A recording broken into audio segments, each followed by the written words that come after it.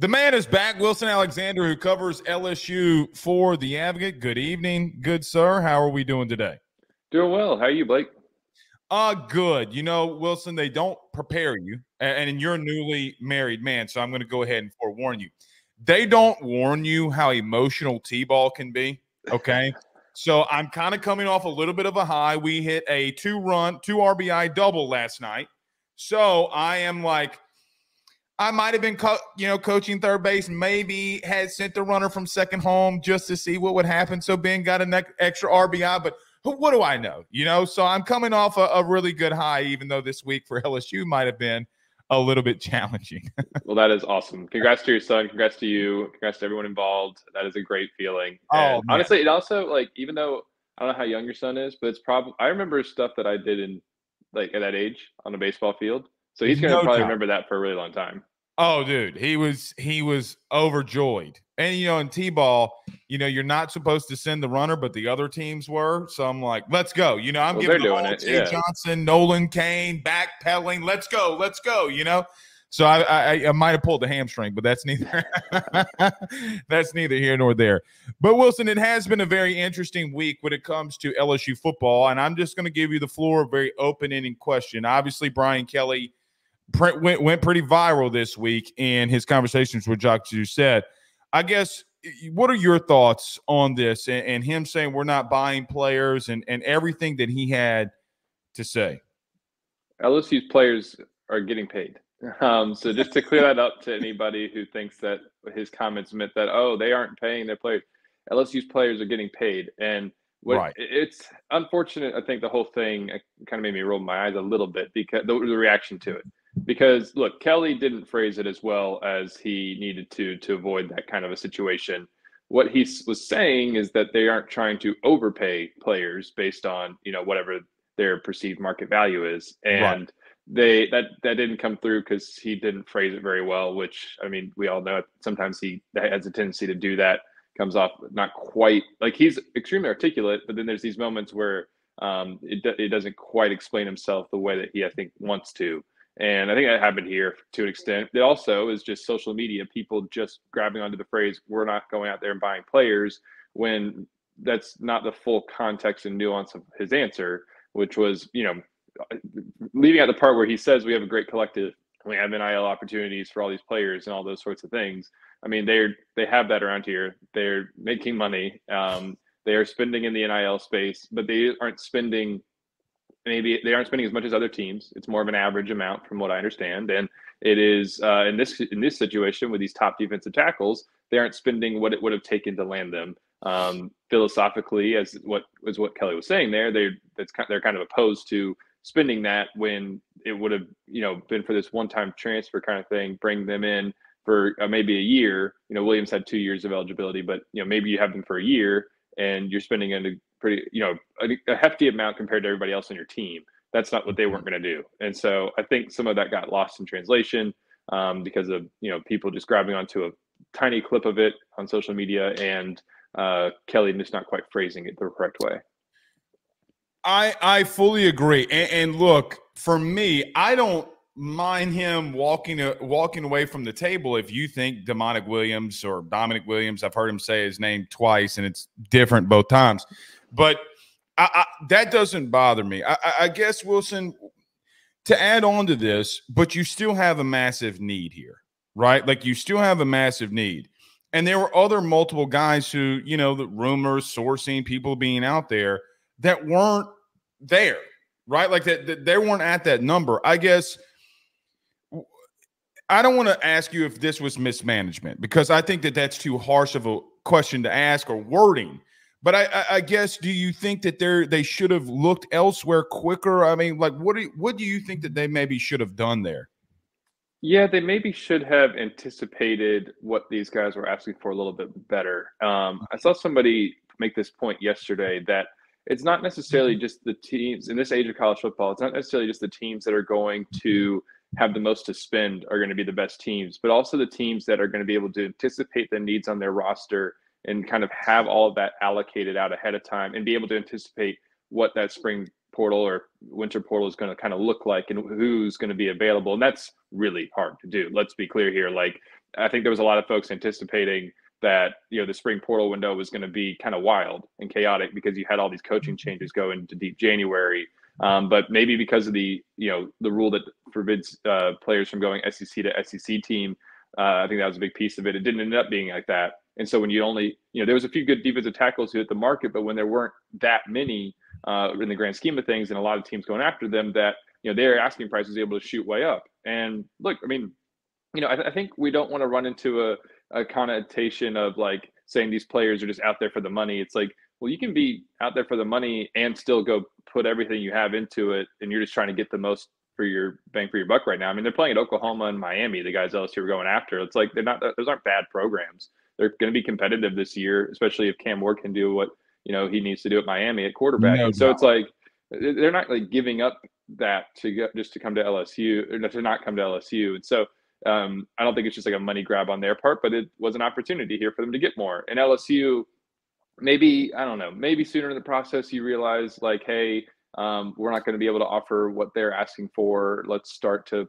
turn our attention elsewhere. But, you got these two guys on campus. You think you have a chance. You're hoping that it goes in a direction and it just doesn't go in that way. So I wouldn't say it was mismanaged. Just maybe not as many backup plans were put into place as they maybe needed to be.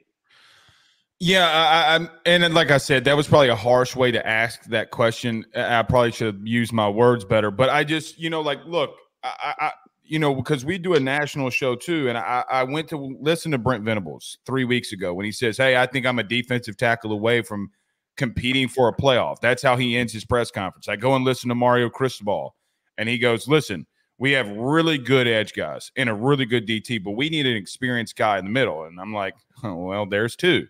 And then Texas. And then so it can Brian Kelly. So it continued to go on.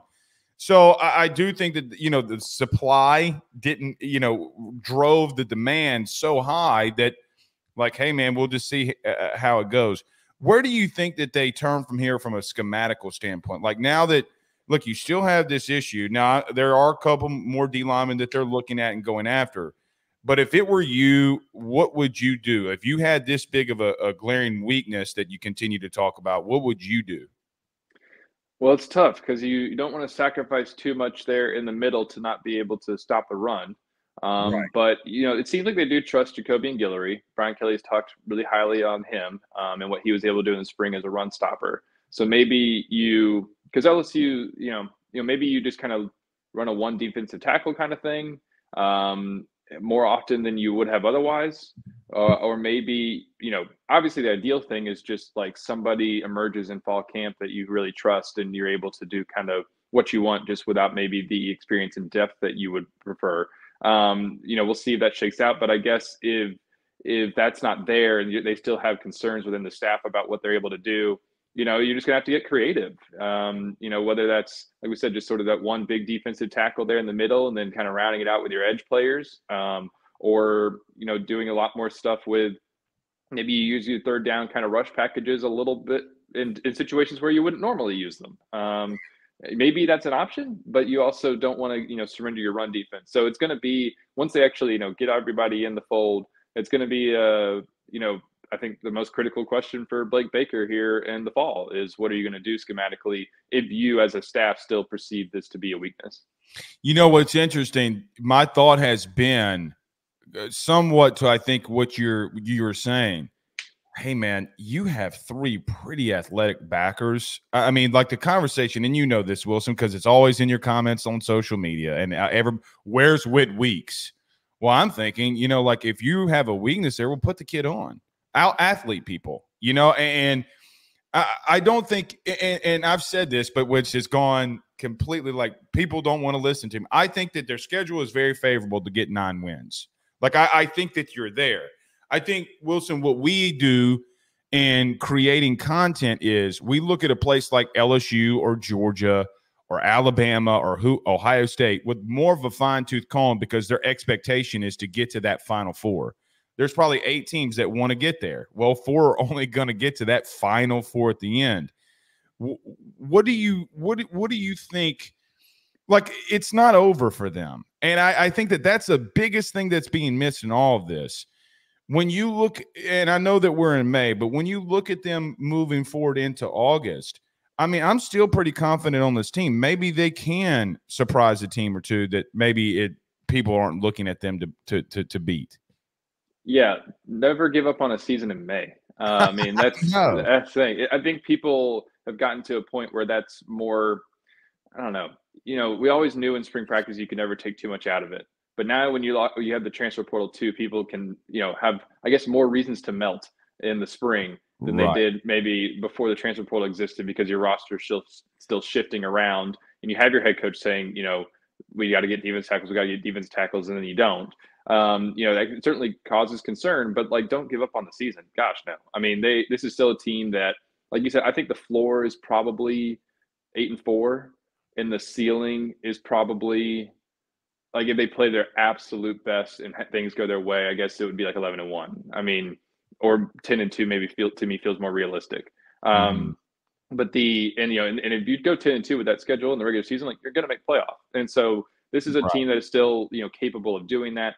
You would like to have a more balanced offense and defense than you did last year, but there's still a lot of reasons for optimism. I mean, you still have a player like Harold Perkins there on the defense. You still have Deshaun Womack coming into year 2, Whit Weeks coming into year 2. You still have some an offense that looks like, even though they're changing a good bit on there, there's still just this feeling, I think, of confidence in what they're going to do offensively. And so, it's going to take some, guys stepping up. It's going to take the coaching staff developing in a hurry. But it's also, those things aren't impossible. Like, we see college football teams go have these major turnarounds one year after another, Right. in particular in college, I feel like. And so this is all still out in front of LSU. It's not like the season's over in May. Well, it's interesting you say that, because the analogy that I tried to give yesterday, what the Houston Texans did last year with C.J. Stroud, that's not normal, right? Like, from going to having the number 2 overall pick to a playoff team isn't normal, right? But in college, TCU can happen. LSU winning the West can happen, and those things happen so much more frequently. Wilson Alexander from The Advocate joining us. So you look at this team and you look at where they're going. Brian Kelly has, said we needed DTs. We needed DTs. They don't have them.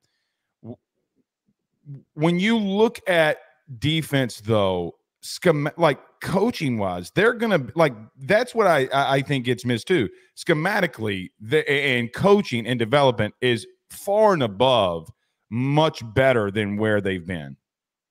Oh, it absolutely has. I mean, you talk about just having one of the best defensive line coaches in the country. Start there. We're talking about this defensive tackle room, and how they maybe don't have all the bodies that they want in there. And something we haven't mentioned is, I mean, who knows exactly what kind of transfer Gio Paez is going to be. Maybe he is somebody who can come right in and play at a high level. I mean, he's got certainly experience, and we'll see if he can maybe take a next step as a pass rusher, and as a run defender too, I think, in some respects, and play there alongside Guillory. Then maybe you're okay. But that's all going to have to play out on the field. But yeah, from a coaching perspective, I mean, they have stability at defensive tackle now. They don't maybe have all the players who they want that position, but they got Bo Davis, and for the first time in a long time, for all sorts of unforeseen circumstances, like with Jimmy Lindsey's medical issue, like you got put in this spot in a way that, like, but go back to this. Sorry, my mind's going a couple different directions, but not since before Ed Orgeron, like, was the defensive line coach.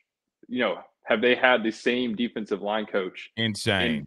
in 2 straight calendar years? Like, so now if you have Bo Davis and everything goes according to plan with him, then, like, you've already got an experienced, respected defensive line coach there to stabilize that. And then this is a problem right now because you didn't retain your players in the winter portal window like they wanted to, with Mackay and Mason, and then you're panicking here in the spring, and you are forced to maybe pay more than what you would have wanted to.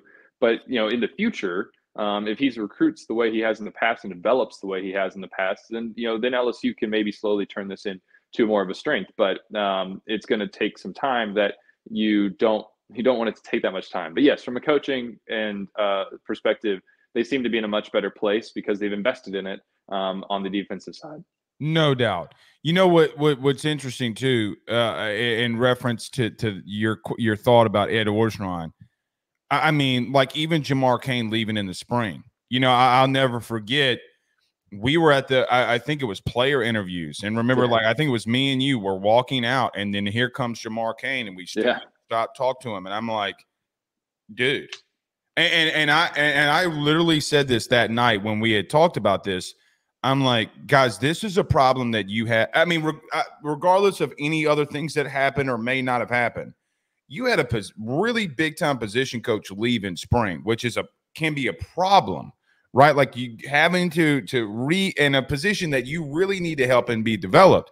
So, you know, like if there's been bad luck, there's been too much rotation, there's been too many bad things that have happened. But, you know, I also remember, forgive me, I don't remember what year you came in, but I remember that being like the offensive line in 2019. Yeah. Right. Like, I mean, this has not been something that has not plagued LSU in the past. Wilson, let me transition something very quickly, because I think that we talked about NIL not paying players, or not paying Brian Kelly's comments. Let me rephrase what I'm saying, that not buying players. I think it's interesting because a lot of people that I've noticed in saying that, heck yeah, coach, we're not going to buy players. Meanwhile, Wilson, I see Ross Dellinger reporting that TV revenue is going to be going to players. And I'm like, oh, buddy, do I have a story to tell you? Like, if you think that they're making a lot of money now, just wait until 2 years when they're getting a cut of this TV revenue money. What are your thoughts on that? And is there anything that you have seen that maybe how this is going to be structured in any way? Well, yeah, if anyone is still thinking like, oh, you know, you shouldn't be paying your players and amateurism needs to remain intact, you got to change your thinking.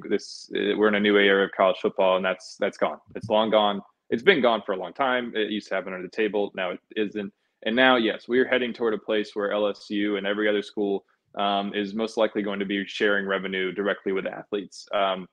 It could even come a point where athletes are employees, and now there's a lot of hurdles to get to with that. You know, there would have to be collective bargaining, you know, all sorts of things, contracts, like a lot of stuff would have, you know, between now and then would have to happen for us to get to there. And we're not yet at this place where LSU and all these other players are getting, you know, like you said, revenue sharing with the schools, but we're getting closer. Obviously, the House antitrust case is reportedly nearing a settlement.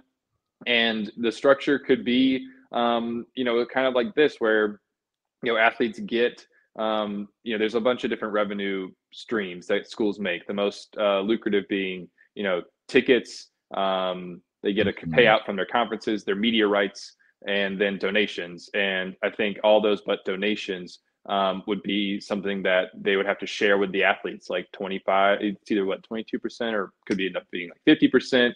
The way it all breaks down.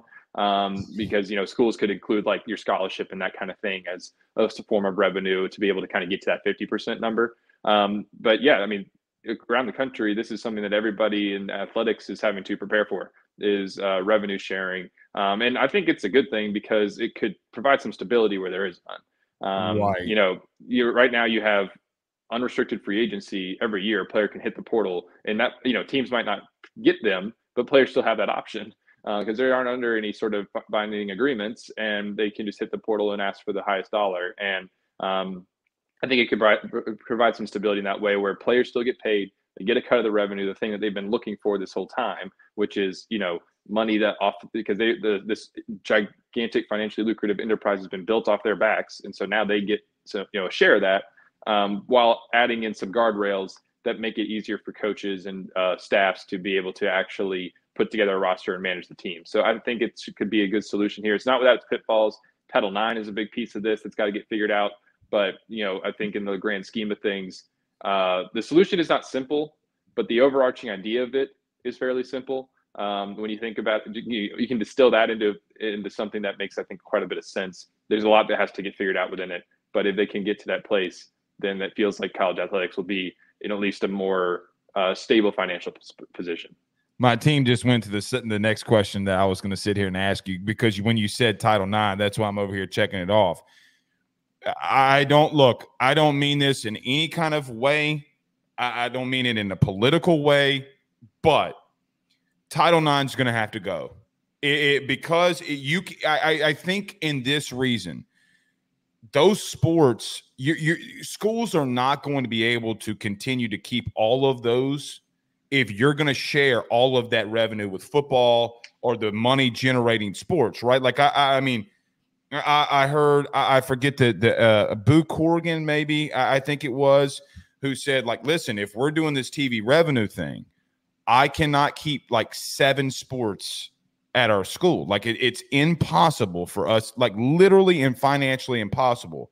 So, like, how do I don't want to say that you have to cut sports, but football, which gave money to all the other sports, that's about to go. Like, that's not gonna, like, if you're paying them half, if you're paying them 50%, you can't pay for these other sports. Maybe I'm wrong. Maybe I'm misunderstanding or not seeing the bigger picture. But am I wrong in thinking that there are going to be other sports that at every institution in the country is going to have to be cut here? Well, it's a consideration that athletic departments are going to make. I don't know if you're right that like every school would cut sports, because there's schools that make enough where they might not have to. They would have to redistribute how they set up their athletic department. You, like we saw recently at Texas A&M, they just fired a whole bunch of senior administrator kind of types. Now, is that a new athletic director coming in and using that as like a reason, or is it just them preparing for this new era? I think it's probably, you know, it seems like an indication of getting ready have to be able to share more money. And you know, so I don't know that schools are necessarily going to just be cutting sports left and right, but it is something that administrators have made a point of saying quite a bit, you know, over the last couple of years in this conversation. Because, you know, that revenue sharing, when you have Title IX as an element here, you know, is it the thing that has to get figured out is, okay, is it the 50% is to, like, you know, 50% of all athletic department revenue to all athletes, not just football. Okay. And so they would have to decide, though, like, you know, Title IX says everything has to be split equally amongst the male and women athletes. And the thing that would have to be decided is that 50% the like straight sum of money, 50%, or is it? I think, you know, you'll have college people argue this, that simply because of the language of the Title IX law, just 50% of the opportunities to make money.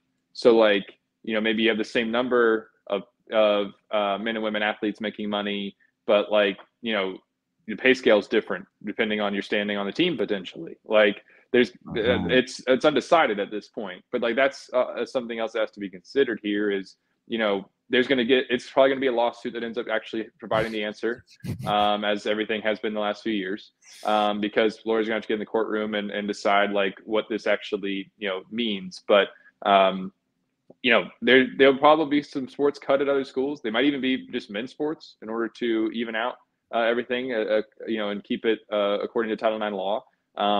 You know, Olympic sports are probably looking over their shoulders right now, wondering what this means for all them. But, you know, we don't have the answers at this point, definitively one way or another, as to what this is all going to look like when it's said and done.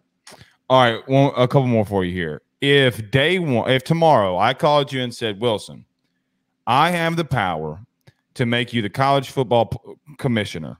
Ooh. Okay, what is the first thing that you're doing? Oh man, going out to dinner. No, I'm just kidding. Hey, smart answer. The reason I don't have newly married man. Smart answer. Good for you. Good for you.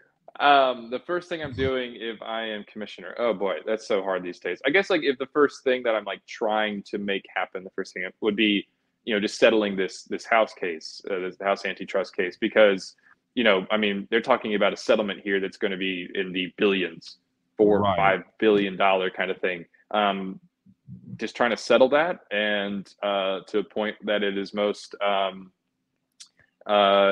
you know, beneficial for the colleges that you represent, would be what I would be trying to do if I was the head of the NCAA. Just because I know that amateurism is dead, is gone, and you have to adapt to a new era. The NCAA, as we all know, has been incredibly slow to do that. Way too slow. It's the reason why they are dying, and anything that would kind of push them past that. Is there any one thing in college athletics that bugs you more than anything? Meaning, like, if it, not just necessarily portal, NIL, but is there something, like, if you could snap your fingers and it's gone, other than the antitrust case, what would it be? Now, I will tell you why you think about this. Here's mine. Okay. You know what I would do? Because, and stay with me here. There's nothing that schools can do if I investigate you for tampering. Right? Like that tampering for me is, what are you going to take me to court for? Because we have rules, regulations, it's conferences that have those same guidelines. What are you going to do and go to court and say that I can't tamper? Now, maybe they can take us to court. Maybe I'm wrong, and maybe they would, and maybe they would win. But if I wanted to slow this down, I'm going after everybody for tampering. For example, like, I mean, not trying to call out one specific school in the SEC, and I'm not going to name their name. But we know that there's a team on LSU's roster that spent a lot of money in the portal. Ironically, they all went to one place. So my thing would be, why don't you go after tampering? Because that's something that everybody could be on board with. That would be my thing. Now, maybe I'm wrong, but what would you do? What's the thing that bugs you the most? Oh man, there's so many. I'm not going to have a great answer to this question, unfortunately. I probably should have given you a couple days to think on it. Well, I probably should have just woken up earlier today or something when you asked me to come on, and give myself more time to think about it. No, I don't know. The thing that comes to mind, and this is just because of where I'm at as like a college football fan and viewer, is just like something that would curb conference realignment. Like, I don't even know what that would possibly be. I don't know how you would do that, but something that would just slow that down. I personally don't like the idea of these of a super league that looks like a mini NFL. I think you lose the regional aspect of college football that makes it great and different and fun. And that's something that I think just personally mourning as we enter this new era of college football, is the loss of some of these conferences that I just grew up watching and enjoying. And so I would probably, that would be the thing for me, would be something that addresses conference realignment. But again, I just don't know how you would feasibly do that, because the conferences have so much power, and there's nothing keeping them in, that restricts them in any way. And so I don't know what that would be, but that's what I would want to address, I guess. I actually don't mind that, but see, I think about that too, and I'm like, how do you stop them? How do you stop Florida State from leaving? And what's interesting, there's people in Florida State saying that they may go independent and do their own TV contract, which, Wilson, I got to be honest, I don't know if you're seeing it in the portal right now. Could you imagine them going up CBS, ESPN, Fox, and saying, hey, our rights are up?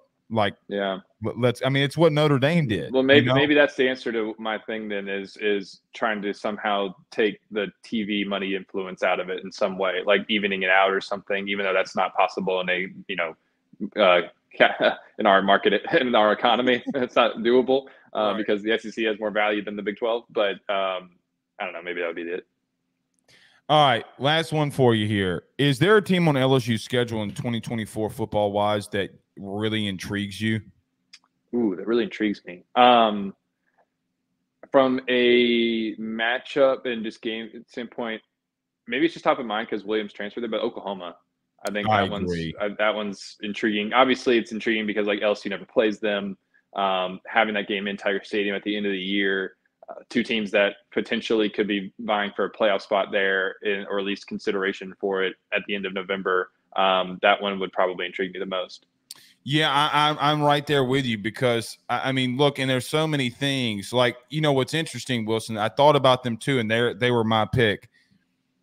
Think about this: if you're Brian Kelly, Brent Venables and Lincoln Riley got hired at their schools the same year you did. So it's kind of like, who's standing at the best, right? Like, who has gotten to their programs and is at the best at that current situation? I'm like, well, you're going to find out. You don't have a choice anymore, right? The three high-profile names, Brent Venables, Brian Kelly, and Lincoln Riley, well, BK's got to face two of them. So we're about to really find out which programs you're really there with. All right, Wilson Alexander from The Advocate was our guest. Thank you so much, good sir. Tell everybody where I know that they know where, they can catch your stuff. But just in case, tell everybody what all you got going on and where they can find all your stuff. Yeah, everything over at theadvocate.com, NOLA.com. Like and subscribe and all that if you can. That'd be great. And, and then on Twitter at WH Alexander _, which, as I know I've said before, has nothing to do with Wales. That's where you can find my things most directly.